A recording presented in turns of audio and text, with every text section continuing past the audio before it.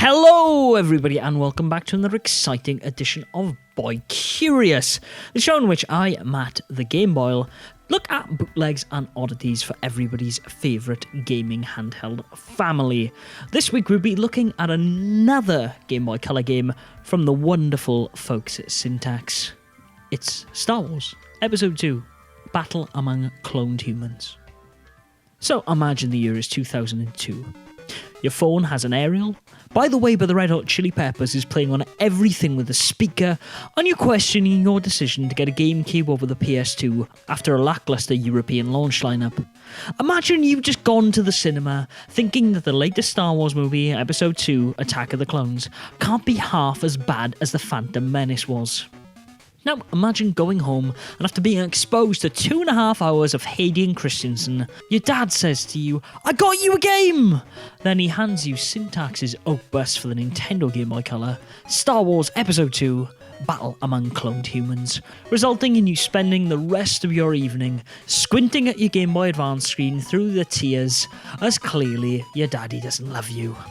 Fortunately, this game wasn't inflicted upon me at such an emotional time in my personal development, so I did not go all Anakin Skywalker on some sand people. Instead, I can look at Syntax's game objectively, with a childlike glee in which I do all of their releases on the late great Game Boy Color, though sadly I cannot confirm if this particular English treasure sails like a bomb the same way Harry Boy does, as I found it cart only.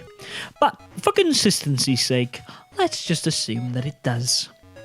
Naturally, as with all Syntax releases, the game opens with a crawl roughly outlining the story of the movie, or at least Syntax's artistic interpretation of it. This cutscene informs us that someone is trying to assassinate Queen Amidala of the space of Nabooko to realise their damned aims.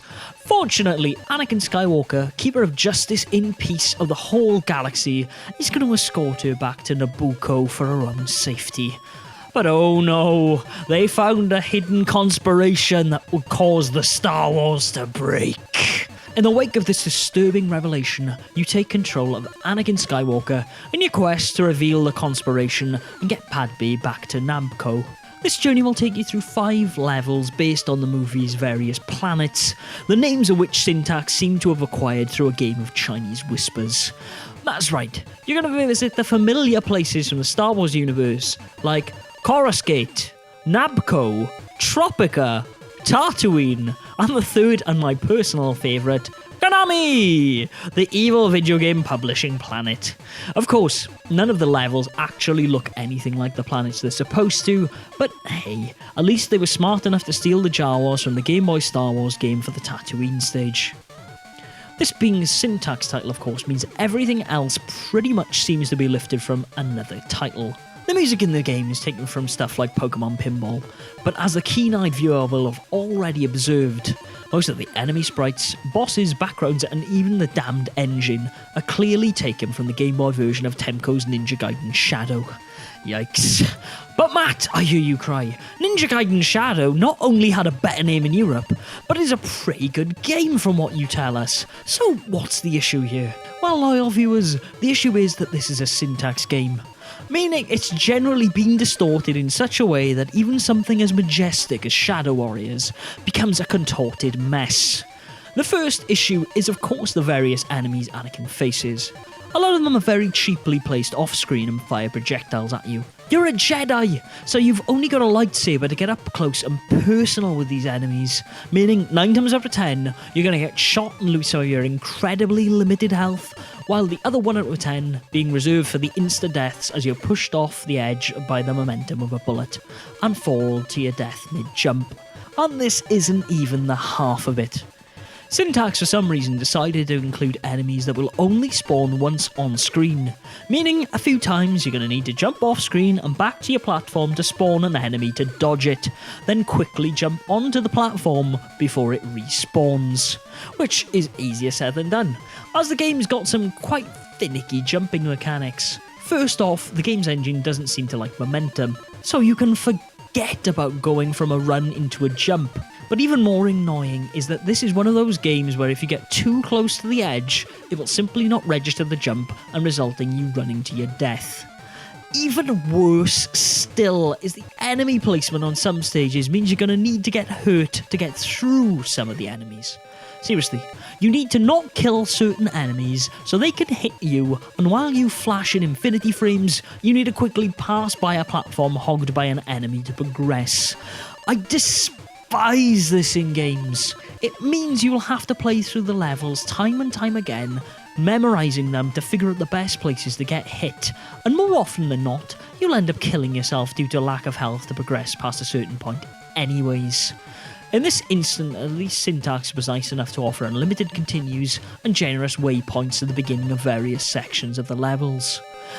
The cartridge also rather generously provides a battery save function, so when you get too tired of this game, you can pick up where you left off later on. I won't even waste too much breath on the green bat Syntax purposely dots around its stages to kill you at the very last moment before checkpoints, but suffice to say, they're bastards. I won't be receiving a Christmas card from me this year.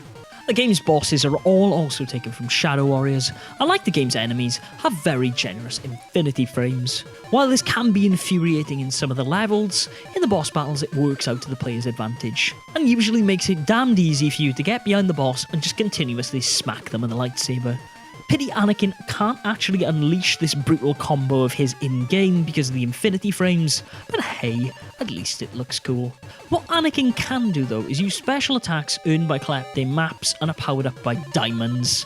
While it doesn't make sense, it allows Anakin to attack with Ryu/projectiles, flying down through the air like Superman, and a few more surprises besides this. These will become priceless treasures in your quest to get through Syntax's painful level design.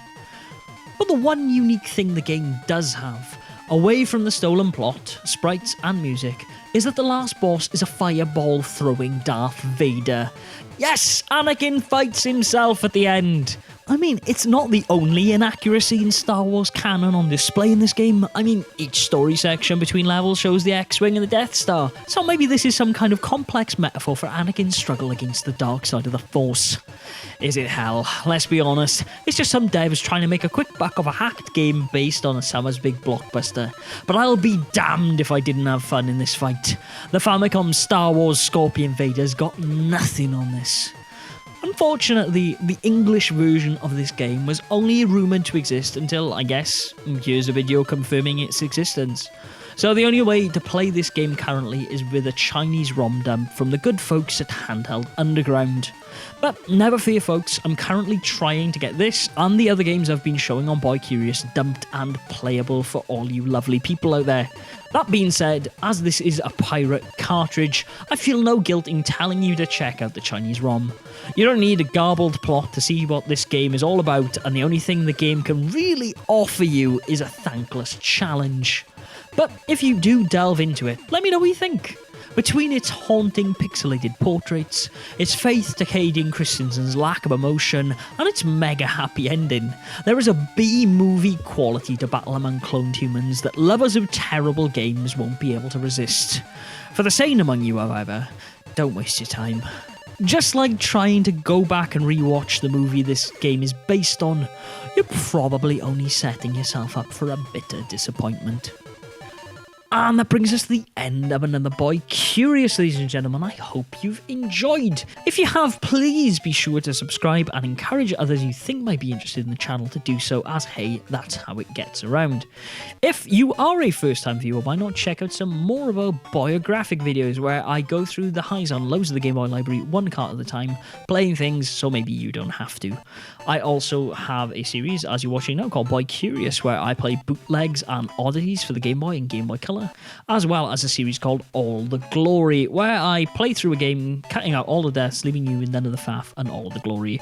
And if you go over to that bit now, you will actually see an all the glory of this very game.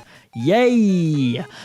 If you would like to play it yourself, however, you can go and check out the Chinese ROM that's been done by the folks at Handheld Underground, as I previously mentioned, and tell them that the Game Boyle sent you, because they're nice folks over there. And if you have played it, let me know what you think.